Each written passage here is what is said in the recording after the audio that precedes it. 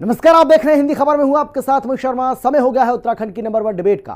उत्तराखंड में मुख्यमंत्री पुष्कर सिंह धामी के नेतृत्व में पारदर्शी शासन की दिशा में निर्णायक कदम उठाए जा रहे हैं। भ्रष्टाचार पर सीएम धामी की जीरो टॉलरेंस की नीति के तहत 3 साल में करप्शन के मामलों में सख्त कार्रवाई की गई है। वहीं हरिद्वार जमीन घोटाले में डीएम सहित 3 वरिष्ठ अधिकारियों को निलंबित कर सीएम धामी ने बिल्कुल साफ कर दिया है कि अब बड़े अफसर भी बख्शे नहीं जाएंगे, चाहे वो कितने भी अहम पद पर क्यों ना हो। वहीं कांग्रेस अब हरिद्वार जमीन घोटाले की सीबीआई जांच की मांग कर रही है। चर्चा करेंगे, लेकिन पहले एक रिपोर्ट आपको हम दिखाते हैं, देखिए। धाकड़ धामी करप्शन पर कस रहे नकेल, देवभूमि में भ्रष्टाचारी को जाना होगा जेल। सीएम धामी का भ्रष्टों को संदेश कड़ा, बख्शेंगे नहीं चाहे पद हो कितना बड़ा। उत्तराखंड में सीएम पुष्कर सिंह धामी के नेतृत्व में 3 वर्षों में भ्रष्टाचार के बड़े चेहरों पर निर्णायक कार्रवाई की गई है। बड़े पदों पर बैठे अफसरों को भी नहीं बख्शा गया है। किसी को निलंबन का नोटिस थमाया गया तो किसी को सलाखों के पीछे भेजा गया। भ्रष्टाचार पर धाकड़ धामी की जीरो टॉलरेंस नीति का ताजा उदाहरण है हरिद्वार जमीन घोटाले में की गई कार्रवाई, जिसमें 2 IAS और 1 PCS समेत 12 लोग सस्पेंड किए गए हैं। सीएम धामी ने साफ कर दिया है कि अब सिर्फ छोटे कर्मचारियों पर नहीं बल्कि बड़े अधिकारियों पर भी कार्रवाई की जाएगी, चाहे उनका पद या प्रभाव कितना ही बड़ा क्यों न हो। पिछले 3 साल में अब तक कई वरिष्ठ अधिकारियों पर भ्रष्टाचार, पद के दुरुपयोग, आय से अधिक संपत्ति और वित्तीय अनियमितताओं के आरोप में कार्रवाई की गई है। हरिद्वार जमीन घोटाला, 2 IAS और 1 PCS अफसर सहित 12 लोग सस्पेंड। रामविलास यादव IAS अधिकारी, आय से अधिक संपत्ति और भ्रष्टाचार के गंभीर आरोपों में जेल। किशन चंद IFS अधिकारी, पद के दुरुपयोग और आय से अधिक संपत्ति मामले में जेल। RBS रावत, पूर्व IFS अधिकारी, पूर्व चेयरमैन UKSSC, परीक्षा धांधली मामले में जेल। हरमिंदर सिंह बावेजा, उद्यान निदेशक, भ्रष्टाचार और वित्तीय अनियमितताओं के आरोप में निलंबित। अमित जैन, वित्त नियंत्रक, आयुर्वेद विश्वविद्यालय, भ्रष्टाचार संबंधी आदेशों की अनदेखी और वित्तीय नियमों की अवहेलना पर अनुशासनात्मक कार्रवाई। भूपेंद्र कुमार, उप महाप्रबंधक वित्त, परिवहन निगम, रिश्वत लेने और वित्तीय गड़बड़ियों के आरोपों में निलंबित, विजिलेंस जांच जारी। निधि यादव, PCS अधिकारी, विभिन्न मामलों में भ्रष्टाचार की शिकायतों के बाद विजिलेंस जांच के घेरे में।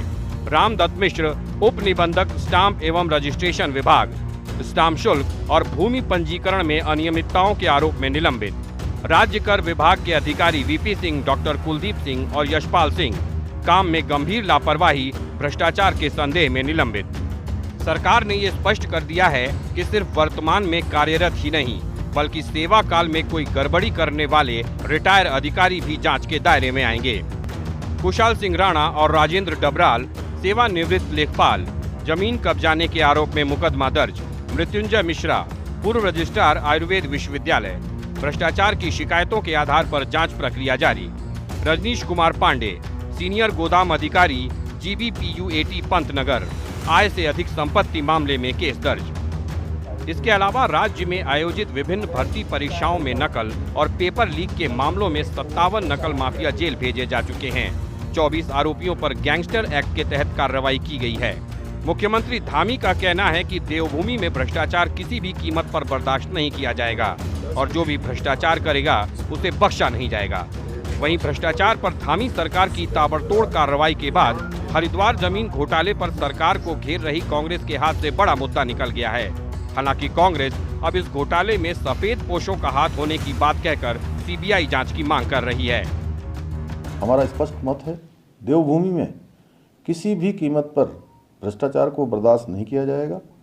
जनता को स्वच्छ एवं पारदर्शी शासन मिले, व्यवस्थाएं मिले, इसके लिए हम प्रतिबद्ध हैं, संकल्पबद्ध हैं। आदरणीय प्रधानमंत्री जी का जो बाबा केदार की भूमि से उन्होंने पूरे उत्तराखंड वासियों को और देशवासियों को संदेश दिया था, उनके मुख से शब्द निकले थे बाबा केदार के धाम में कि 21वीं सदी का तीसरा दशक उत्तराखंड का दशक होगा। हम आदरणीय प्रधानमंत्री जी के उक्त कथनों को साकार करने के लिए निरंतर प्रयास कर रहे हैं। उसके लिए स्वच्छ एवं पारदर्शी व्यवस्था स्थापित करेंगे और उत्तराखंड को भ्रष्टाचार मुक्त करेंगे। इतना बड़ा अपराध कोई अधिकारियों का 2-3 का गिरोह नहीं कर सकता है जब तक जब तक ऊपर का संरक्षण न हो, किसी बड़े सफ़ेद पोस्ट का संरक्षण न हो। अब वो सफ़ेद है, कैसा है, किस रंग का है, मैं नहीं जानता, लेकिन स्पष्ट तौर पर संरक्षण है। और इस तरीके के ज़मीन के और भी घोटाले हैं हरिद्वार के अंदर जो सामने आ रहे हैं, और राज्य के अंदर कई जगह भूमि घोटालों की बात है। इसीलिए हमने मांग की है कि आप इस मामले को, प्रकरण को सीबीआई को सौंपिए। जनता को भी भ्रष्टाचारियों पर नकेल कसते सीएम धामी का धाकड़ अंदाज खूब भा रहा है। मुख्यमंत्री धामी के हरिद्वार जमीन घोटाले में लिए गए एक्शन की गूंज सोशल मीडिया पर भी सुनाई दी। एक्स पर Dhami strikes on corruption trend करता नजर आया। बड़ी संख्या में लोग सीएम धामी के इस एक्शन की तारीफ करते नजर आए। मुख्यमंत्री पुष्कर सिंह धामी का कहना है कि सरकार का सीधा उद्देश्य है राज्य को भ्रष्टाचार मुक्त बनाना और प्रशासन की जवाबदेही सुनिश्चित करना, और इस उद्देश्य को पूरा करने के लिए कड़े कदम उठाए जा रहे हैं, जिससे भ्रष्टाचारियों में हड़कंप मचा हुआ है। देहरादून से संवाददाता दीपिका भंडारी, शुभांगी भट्ट और अशोक कुमार के साथ ब्यूरो रिपोर्ट, हिंदी खबर।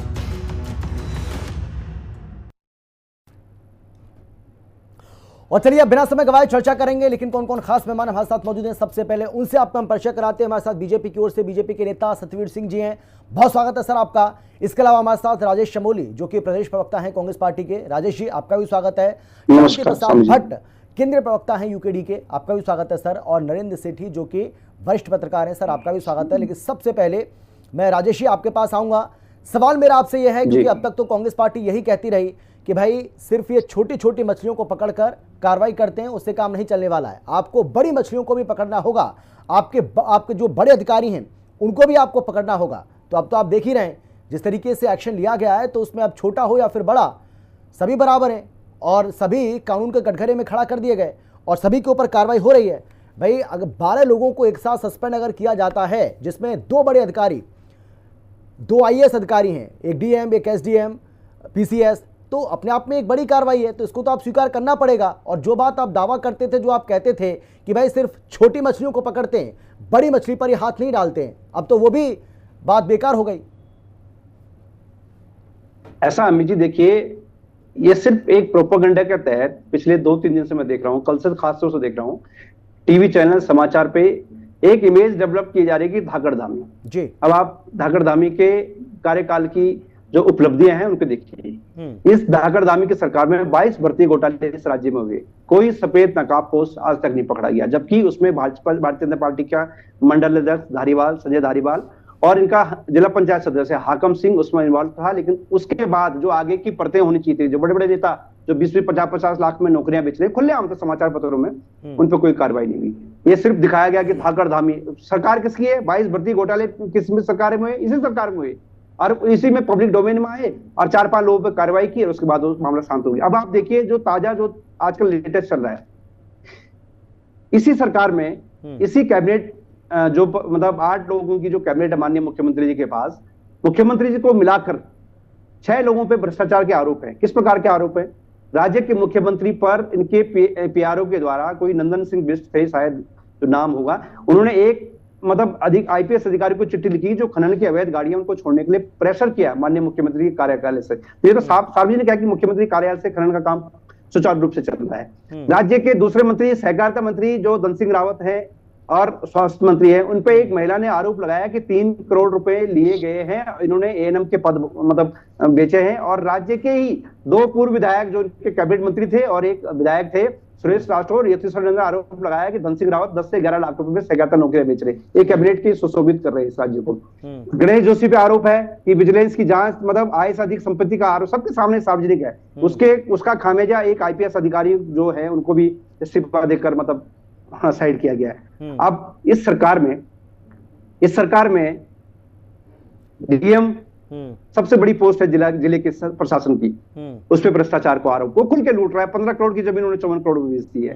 तो कार्रवाई हो गई। फिर जिले में आते ही आप नगर आयुक्त, नहीं वही बता रहा हूँ अमित जी, नगर आयुक्त पे भी वही उसी आरोप में जमीन घोटाले में भी कार्रवाई होती है। और SDM जो जिले का उप जिलाधिकारी है उस पर वही कार्रवाई होती है। इन्होंने 15 करोड़ की जमीन मतलब 54 करोड़ दिखा के और जो भी बीच का माल लपेटा है। आप देखिए नीचे की कड़ी है ग्राम सभाओं की पटवारी, पटवारी 2000 की घूस लेता हुआ पकड़ा गया इन्हीं की सरकार में। अब जो पब्लिक डोमेन में है, क्या कार्रवाई नहीं करेंगे? बिल्कुल आंखें बंद कर देंगे क्या? कैसे कैसे ये तो बोलेंगे भाई हमने कार्रवाई कर दी है, वो 2000 की नोट निकल गया, ठीक है। हरिद्वार में कानून को पकड़ा गया, उस पर 5000 की घूस का मतलब आरोप है।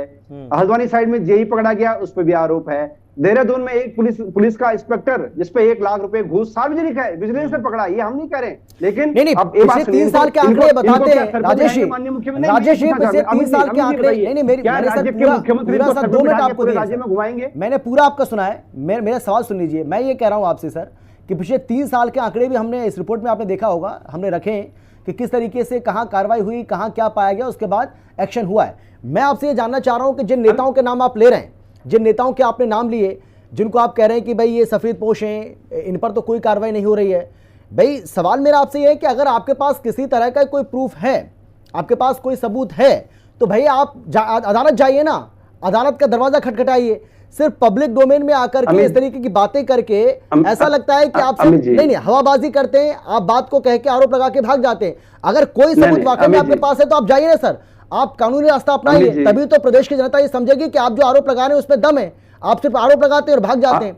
अब भाई पहले कहते थे कि अधिकारियों पर कार्रवाई नहीं करते हैं, कर्मचारियों पर कार्रवाई नहीं करते हैं, छोटी मछलियों को पकड़ते हैं। अब जब कार्रवाई हो रही है, चाहे वो छोटी हो चाहे बड़ी, सब पर तब भी आपको दिक्कत हो रही है। मुझे आपने मुझसे सवाल किया, मैं जवाब देना चाहता हूं। आपने बहुत अच्छा सवाल किया और मैं चाहता हूं कि इस देश के तमाम पत्रकार, जिस प्रकार आपने बुद्धिजीवी रूप के में से सवाल किया है, अगर देश के तमाम पत्रकार इसी प्रकार के सवाल पूरे देश के नेताओं से पूछे तो निश्चित रूप से इस देश का भला हो सकता है। केंद्र में जब हमारी कांग्रेस की सरकार थी और कांग्रेस की सरकार में 16 कैबिनेट मंत्रियों पे जो झूठे आरोप भारतीय जनता पार्टी के द्वारा कथित तरीके से लगाए गए थे, 2G घोटाला, कोयला घोटाला, बड़े बड़े स्कैम के बता 1,76,000 करोड़ ऐसा गिनाया गया था जैसे पूरा देश से लूट लिया हो। बीजेपी की सरकार ने लगाए थे, बीजेपी के नेताओं ने लगाए थे, इनके जो पाले हुए जो मतलब सिस्टम में बैठे हैं उन लोगों ने लगाए थे। रिजल्ट हमारी केंद्र की सरकार ने, तत्कालीन जो प्रधानमंत्री थे, उन्होंने 16 केंद्रीय मंत्रियों के इस्तीफे लिए, बाकायदा पार्टी से बाहर किया और 16 लोगों के इस्तीफे लिए। पूरा देश सार्वजनिक रूप से जानता है, 2011-12 के आसपास, आप भी जानते हैं अमित जी। आज भारतीय जनता पार्टी की सरकार में उन लोगों को क्लीन चिट मिल गया। 2G घोटाला बताया गया। एक सेकंड, राजेश जी का नाम गलत जा रहा है भाई, नाम सही करिए। राजेश जी का नाम गलत चला रहे हैं आप, नाम सही जा रहा है, उनका जो पद है गलत चला रहे हैं, सही करिए उसको। बिल्कुल, चलिए बोलिए सर, बोलिए। तो अमित जी 10 साल में केंद्र की सरकार वहां कोई सबूत नहीं पेश कर पाई और तमाम नेता, चाहे कनिमोजी हो, चाहे राजा राव, डी राजा राव हो, तमाम लोग बरी हो गए, बाइज्जत बरी हो गए। आपने कहा आरोप सिद्ध, हम आरोप थोड़ा लगा रहे हैं। ये तो बीजेपी के नेता ने, बीजेपी के विधायक ने चिट्ठी लिखी है, यतीश्वरानंद ने, सुरेश राठौर ने, धन सिंह रावत जी नौकरियां। चलिए सर, क्योंकि समय बहुत कम होता है, सबको मुझे मौका देना, जल्दी से अपनी बात पूरी करिए। हाँ, उसके बाद मैं आगे बढ़ूंगा। संजय धारीवाल इनका मंडल अध्यक्ष है, मैं तो नहीं कह रहा हूँ ना, मैं थोड़ी कह रहा हूँ, ये तो सार्वजनिक रूप से पब्लिक डोमेन में है। डीएम घूस दे रहा है, एसडीएम घूस दे रहा है, एडीएम घूस दे रहा है, पटवारी घूस दे रहा है और कानून घूस दे रहा है, इंस्पेक्टर घूस दे रहा है। ठीक है, किसकी सरकार है? भारतीय जनता पार्टी की सरकार है ना। सतवीर जी, कांग्रेस पार्टी ये कह रही है, कांग्रेस पार्टी की मांग है कि भाई अगर वाकई में आप धाकड़ धामी अपने आप को बोलते हैं और आप कहते हैं कि भ्रष्टाचार के खिलाफ आपकी जीरो टॉलरेंस की पॉलिसी है, तो आप इस मामले को सीबीआई को सौंप दीजिए। क्या सरकार इस बारे में सोचेगी? अमित जी, मुख्यमंत्री पुष्कर सिंह धामी के नेतृत्व में भ्रष्टाचार के खिलाफ जोरदार अभियान चल रहा है। पारदर्शी नीति और समावेशी योजनाओं को हमारी सरकार में प्राथमिकता दी गई है। अगर मुख्यमंत्री जी का पिछले 3 वर्ष का कार्यकाल देखा जाए तो इन सुधारों से हर वर्ग के जीवन में जो बदलाव आया है वो ठोस बदलाव आया है। प्रदेश ने आर्थिक और सामाजिक रूप में जिस प्रकार का नया आत्मविश्वास जगाया है, अब कहना दूर नहीं होगा कि उत्तराखंड ने जो सपना विकसित उत्तराखंड का देखा है वो आज मात्र सपना नहीं, एक पूरे उत्तराखंड वासियों का साझा संकल्प बन चुका है। और मैं ये बड़े ईमानदारी से कहना चाहता हूं कि उत्तराखंड की जनता ने देखा है कि ईमानदार सरकार जब कार्य करती है तो किस प्रकार के परिणाम आते हैं। और कांग्रेस को तो भ्रष्टाचार पे बोलने का कोई नैतिक आधार ही नहीं बनता है अमित जी। अभी ये बड़ी बड़ी बातें राजेश चमोल जी, कांग्रेस के प्रवक्ता, बता रहे थे। देश की पार्लियामेंट में जब यूपीए की सरकार थी, प्रधानमंत्री के रूप में विराजमान थे मनमोहन सिंह जी। उनके समय पूरी संसद के अंदर हम विपक्ष में थे, भ्रष्टाचार के खिलाफ कानून बनता है, कानून दोनों सदनों से पास होता है और राहुल गांधी जी मौज मस्ती मार के इटली से आते हैं और अजय माकन जी इनके पार्टी के प्रेस आयोजित करते हैं और उसमें संसद से पास हुए कानून को जो भ्रष्टाचार के खिलाफ है उसको फाड़ के फेंकते हैं। और उत्तराखंड में हमने ये भी देखा है कि हरीश रावत ने उत्तराखंड के सीएम आवास को केवल भ्रष्टाचार का केंद्र बना दिया था, जो कि उत्तराखंड के विकास की गति को देता है, विकास के सुधार को देता है, सुरक्षा देता है और लोगों में आत्मविश्वास जगाता है। वहां पर हमने देखे हैं कि कैसे और ऑडियो वीडियो लीक होते हैं हरीश रावत के। अब आज भ्रष्टाचार पे जब इस प्रकार का प्रहार आदरणीय हमारे मुख्यमंत्री जी ने किया है, ऊपर से लेके बाबू से लेके टॉप लेवल के अधिकारी तक अगर वो किसी भी चीज में संलिप्त है, वो उसका कितना ही बड़ा ओहदा क्यों ना हो, उसके ऊपर संवैधानिक रूप से जिस प्रकार की कार्रवाई की गई है उत्तराखंड की जनता के बीच में, अच्छा, इस मामले की जांच सीबीआई को सौंपेंगे या नहीं? सवाल तो मेरा यही था, क्योंकि कांग्रेस पार्टी सवाल पूछ रही है आप लोगों से। नारे लगता थे लकड़ी लीसा बत्ती चोर, हर समय चारों तरफ जिस प्रकार से भ्रष्टाचार दिखता था, बता दीजिए एक भी किसी सर जिन हरीश रावत की आप बात कर रहे हैं, आज सतवीर जी जिन हरीश रावत की आप बात कर रहे हैं, वही हरीश रावत ये कह रहे हैं कि इस मामले को सीबीआई को सौंपा जाए, तो क्या सरकार इस पर विचार करेगी? क्या आप लोग इस मामले को सीबीआई को सौंपेंगे? क्योंकि विजिलेंस तो जांच करेगी, लेकिन क्या सीबीआई जांच करेगी? कांग्रेस पार्टी ये सवाल पूछ रही है आपसे। कांग्रेस को तो पूछने का अधिकार नहीं है, क्योंकि ये तो भ्रष्टाचार की जननी है अमित जी। इनका तो नैतिक आधार भ्रष्टाचार करना है और हमारा नैतिक आधार है भ्रष्टाचार का समूल नष्ट करना है। और मैं ये स्पष्ट कर दूं कि अभी कांग्रेस के प्रवक्ता कह रहे थे कि हमारे जब इनके यूपीए की सरकार थी, बड़े बड़े घोटाले उजागर हुए, किसी को भी सजा नहीं हुई है। ये अदालतें तय करेगी किस समय पे किसकी कार्रवाई पूरी होती है और सजा होती है। लालू प्रसाद यादव की भी चारा घोटाले में 20 वर्ष के बाद सजा हुई है, क्या 20 वर्ष तक माना जा रहा था कि उन्होंने किसी प्रकार का, लेकिन लालू प्रसाद यादव कांग्रेस पार्टी के नहीं है भाई। लालू प्रसाद यादव कांग्रेस पार्टी के नहीं है। परिवार जमानत पे बाहर हो, जो कांग्रेस का विशेष परिवार जो जमानत पे बाहर है, वो भ्रष्टाचार की बात कर रहा है। जिन्होंने चलिए ठीक है, डिबेट को डाइवर्ट नहीं करते, मुद्दे पर ही रहते हैं। लौटूंगा सतवीर जी, आता हूं मैं आपके पास। कांग्रेस तो पसंद ही नहीं आ सकती है। ठीक है सर, मैं आता हूं आपके पास। शांति प्रसाद भट्टी जी, विपक्ष अब मांग कर रहा है कि इस मामले की सीबीआई जांच होनी चाहिए, लेकिन इसी विपक्ष को हमने देखा है कि सीबीआई को सरकार का तोता बताया जाता है। ये कहा जाता है कि सीबीआई तो सरकार का तोता है, और भाई अगर किसी भी विपक्षी नेता की कोई जांच होती है तो ये आप तमाम तरह के आरोप आप ही लोग लगाते हैं कि भाई जब इनको डर दिखता है, जब इनको खौफ दिखता है, कोई सीबीआई को पीछे लगा देते हैं, ये ईडी को पीछे लगा देते हैं, ये आईटी को पीछे लगा देते हैं। तो भाई मैं आपसे ये सवाल कर रहा हूं कि अब ये सीबीआई के ऊपर इतना लाड़ प्यार कैसे आ रहा है आप लोगों को? अब आपको भरोसा है कि सीबीआई इस मामले की अगर जांच करेगी तो अच्छे से जांच होगी? देखिए अमित जी, बड़ा सही सवाल आपने किया है जी। देहरादून हो, हरिद्वार हो, उधम सिंह नगर हो, इन जगहों पर भूमाफिया फल फूल रहे हैं, इसमें कोई दो राय नहीं। सत्ता उन्हें पोषित कर रही है। मामला हरिद्वार का है, डीएम एसडीएम तमाम लोग सस्पेंड हो गए। थोड़ा अमित जी आपको ये जानकारी भी होगी कि डीएम जो है सचिव के अधीन होता है और सचिव मंत्री के अधीन होता है और मंत्री मुख्यमंत्री के अधीन होता है। अब सवाल खड़ा होता है कि 15 करोड़ की संपत्ति 54 करोड़ में लैंड यूज चेंज करके खरीदी गई। ऐसे में क्या इस राज्य का मंत्री अनदेखा कर रहा था? सचिव अनदेखी कर रहा था? सवाल तो बनता है।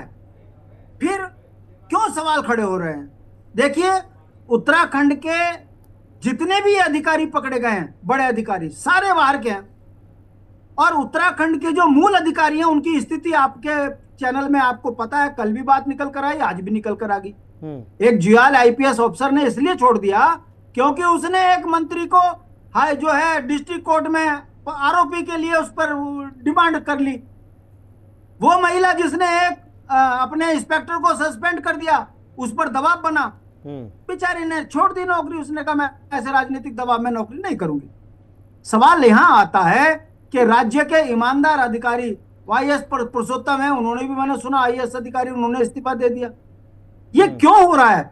और जो भ्रष्ट जिनका आप नाम ले लेकर गुण गा रहे हो, इन तमाम लोगों के ऊपर अकूत संपत्ति के आरोप हैं, चाहे वो मंत्री हो, चाहे विधायक हो, चाहे बड़े बड़े अधिकारी हो। अब सवाल इस बात का खड़ा होता है कि अगर हम इनके उस पर सीबीआई जांच की मांग कर रहे हैं, वो इसलिए कह रहे हैं कि उधम सिंह नगर में जो है जमीन घोटाला हुआ, वो तमाम अधिकारी आज नौकरी में फिर बहाल होकर उत्तराखंड को लूट रहे, वो चाहे चंद्रेश यादव हो चाहे पांडे हो। कहने का मतलब है हमारा अपनी कार्यदायी संस्था के ऊपर आरोप लगाने का मतलब नहीं है, मगर हमारा ये कहना है कि पिछला अनुभव ये बताता है कि एक आईएएस की, एक विजिलेंस का बेचारा अधिकारी कार्रवाई कर पाएगा। ये जो घोटाला खुला है, चौहान एक आईएएस ऑफिसर है, समकक्ष थे, सीनियर थे, उधेड़ दिया उन्होंने इनको।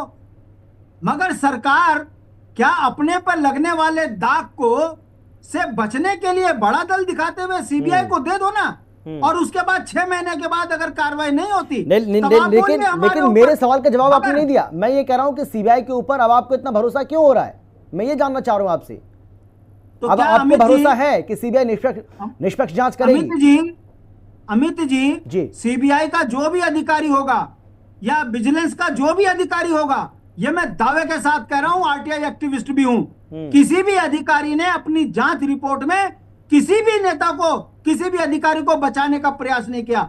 मगर संस्तुति के लिए जब फाइल मुख्यमंत्री के यहां जाती है तो वहां पर चक्का जाम लग जाता है। 2,500 से 3,000 फाइलें मुख्यमंत्री के यहाँ घोटालों की पड़ी है, उसमें अनुमोदन नहीं मिलता। इस मामले में चक्का जाम नहीं होगा, मैं आपको शांति प्रसाद भट्टी जी, इस मामले में चक्का जाम नहीं होगा, इस बात की क्या गारंटी है? नहीं, मैं आपकी बात को बड़ा कर देता हूं सर। मैं आपसे जानना चाह रहा हूं कि इस मामले में चक्का जाम नहीं होगा, इस बात की क्या गारंटी है, अगर आप ऐसा आरोप लगा रहे हैं तो? अमित जी मैं बता रहा हूं, अब आपको और बता दूं, आपने कहा हाई कोर्ट क्यों नहीं जाते, कोर्ट में क्यों नहीं जाते? मैं भुक्तभोगी हूं, 75,000 रुपए लगते हैं कोर्ट में वकील करने में, और उसके बाद जब पैरवी पे आती है तब वहां पर जो हाई कोर्ट के माननीय जज होते हैं वो बोलते हैं कि विभाग से अनुमति नहीं मिली है, जांच प्रगति पर है, आप सीधे कोर्ट में ना आए, पहले विभाग से लेकर आए, और विभाग का अधिकारी करता नहीं, मुख्यमंत्री कुछ करता नहीं। तो इतना कच्चे खिलाड़ी नहीं है हम, राजनीति में चरण वंदना करके नेता नहीं बने हुए। हमने इस राज्य के लिए पीठ में डंडे खाए हैं, जेलों की यातनाएं झेली हैं, और कोर्ट कचहरियों के चक्कर काट काट कर हम ये चीज कड़वे अनुभव से हम कहते हैं कि देश को लूटने वाली दोनों राजनीतिक पार्टियां और उस गेम में उत्तराखंड की जनता को जिस तरीके से लूटा जा रहा है, ये बर्दाश्त के काबिल नहीं है। सीबीआई अधिकारी अगर जांच करेगा तो उसमें जो दोषी होंगे उस फाइल को मुख्यमंत्री रोकने से घबराएगा। क्यों?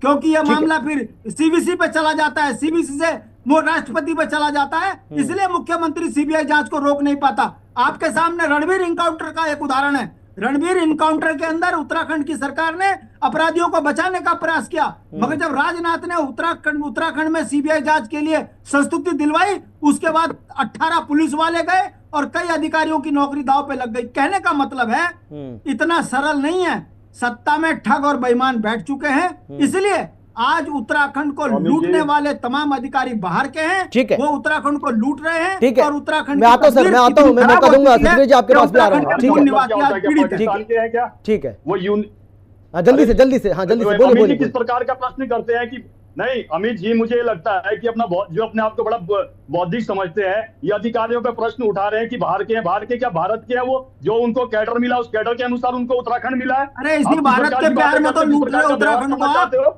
इसी भारत के प्यार में तो उत्तराखंड को लूट रहे हो।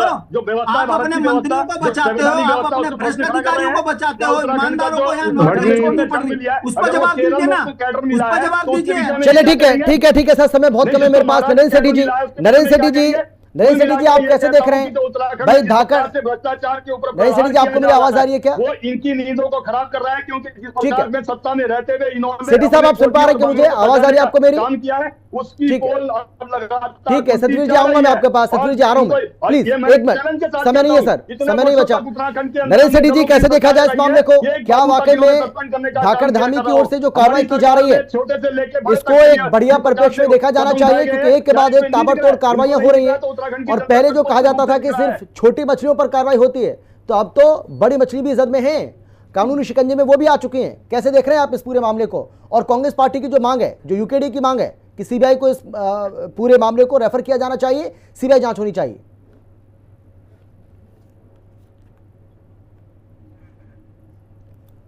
नरेंद्र सेठी जी, आपको मेरी आवाज आ रही है क्या? सुन पा रहे हैं आप? चलिए, लगता है मेरी आवाज नहीं जा रही है। सतवीर जी बोलिए, आप बोलिए, सतवीर जी बोलिए, 30 सेकंड, लेकिन उसके बाद मैं आगे बढ़ूंगा। हाँ, अमित जी, उत्तराखंड में मैं आपको बता दूं, जिस प्रकार से हमारी सरकार ने पारदर्शी नीतियों के अंतर्गत काम कर रही है, विरोधियों की नींदें उड़ी हुई है। इससे अपने समय पे जब इनको जनता ने मौका दिया तब इन्होंने उत्तराखंड को किस प्रकार से चलने का काम किया, भ्रष्टाचार में आपके नेता तमाम तो दुराचार में फंसे हुए हैं, घोटालों में फंसे हैं, और जब उनके खिलाफ सामाजिक और समावेशी रूप से जो कार्य हो रहे हैं और भ्रष्टाचार के ऊपर जिस प्रकार से पहले दिन से हमारी सरकार ने काम किया है, वो इनको बेचैनी हो रही है। और दूसरा, सीबीआई की बात कर रहे हैं, जब जैसे गिरगिट रंग बदलता है अमित जी, उस प्रकार से ये मीडिया के सामने आके देखते हैं कि अभी माहौल कैसा है, उस आधार पर रंग बदलते हैं कि पहले कहते हैं कि सीबीआई बेकार है, अब कहते हैं सीबीआई सही है, फिर कहते हैं कि कोर्ट बेकार है, अब कहते हैं कोर्ट सही है। वास्तव में यह है कि जिन्होंने अपना धरातल खो दिया है, जिनको जनता ने अब नकार दिया है, वो इस प्रकार ऐसे बोल के बच्चोगे नहीं। के सामने जिस दिन सत्ता पलटेगी, नाम लेने लायक नहीं छोड़ा जाएगा आप लोगों को। कह चुके हैं इस राज्य को लूटने वालों को बख्शा नहीं जाएगा, ये तो तय मानो आप। ठीक है, अभी बात का दौर है, और लगातार इस समय भाजपा है, चल रहा है। तो आप जो झूठ बोल रहे हो, शांति प्रसाद जी धमकी दे रहे हैं क्या? शांति प्रसाद जी धमकी दे रहे हैं आप? धमकी क्या सत्ता सलाह दे रहे हैं इनको हम, ये बेईमान पार्टी है, एक दिन आएंगे इनके पूरे दिन। ये जिस तरीके से राज्य को लूट रहे हैं, बख्शे नहीं जाएंगे। संविधान के तहत आप भी बंधे हुए हो, बचोगे नहीं। आज तो झूठ बोल रहे हो, मगर जिस दिन तुम्हारी पोल खुलेगी। ठीक है राजेश जी आप बोलिए, आखिर कमेंट आपका जल्दी से। राजेश जी, अमित जी देखिए, मैं बता रहा कि आप राज्य की स्थिति देख लीजिए। इस राज्य की स्थिति ऐसी है कि अभी कल एक युवा साथी हमारा उत्तराखंड का नेगी है देहरादून में, उसको बाहर के लोग आके यहाँ गोली मार जाते हैं। और स्थिति ऐसी है कि भारतीय जनता पार्टी कोई ऐसा नेता नहीं है जो इस मुद्दे को उठाए कि हमारे राज्य के युवाओं को मारा जाना है। इनकी सरकार में नहीं, वो तो लॉ एंड ऑर्डर का मामला हो गया ना सर, ये करप्शन का मामला है। इन दोनों का क्या कंपैरिजन क्या है? नहीं देखिए करप्शन कैसे बढ़ रहा है, ऐसे तो बढ़ रहा है। करप्शन का मतलब क्या है? करप्शन जब राज्य में बेलगाम अधिक मतलब सरकार हो, बेलगाम अफसरशाही हो, तो निश्चित रूप से करप्शन के साथ साथ बैंकरी भ्रष्टाचार तो बढ़ ही रहा है। आप देखिए, मैं बोलता रहा हूँ, महिला अपराध में भारतीय जनता पार्टी के नेता पकड़े जा रहे हैं, नौकरियां बेचने में भारतीय जनता पार्टी के नेता पकड़े जा रहे हैं। पूरे राज्य में आप देखिए, उधम सिंह चले जाइए, हरिद्वार चले जाइए आप, देहरादून। चलिए सर, समय मेरे पास इतना ही है। माफी के साथ मैं आप सभी को रोक रहा हूँ। बहुत धन्यवाद मेरे साथ जुड़ने के लिए, चर्चा में शामिल होने के लिए, अपनी बात रखने के लिए। लेकिन बड़ा सवाल ये है कि क्या वाकई में धाकड़ धामी की ओर से जो कार्रवाई की जा रही है वो काबिल तारीफ है, इसमें नो डाउट। क्योंकि जो कांग्रेस पार्टी या यूकेडी को उससे पहले कहा जाता था कि भाई सिर्फ छोटे छोटे लोगों को ये पकड़ते हैं, छोटे छोटे अधिकारियों को पकड़ लेंगे, लेकिन अब बड़े अधिकारियों के खिलाफ भी कार्रवाई हो रही है। और साफ कह दिया गया सरकार की ओर से कि चाहे इसमें कोई नेता हो, मंत्री हो, संतरी हो, अधिकारी हो, कर्मचारी हो, जो भी दोषी होगा उसको छोड़ा नहीं जाएगा, क्योंकि जांच अभी रुकी नहीं है, जांच अभी भी चल रही है। रही बात सीबीआई की, तो अगर सरकार को लगेगा कि सीबीआई जांच के लिए इसको रेफर किया जाना चाहिए तो उसमें भी सरकार पीछे नहीं हटेगी। फिलहाल इतना ही। आप देखते रहिए हिंदी खबर, क्योंकि हिंदी खबर पर खबरों का सिलसिला लगातार जारी है। नमस्कार।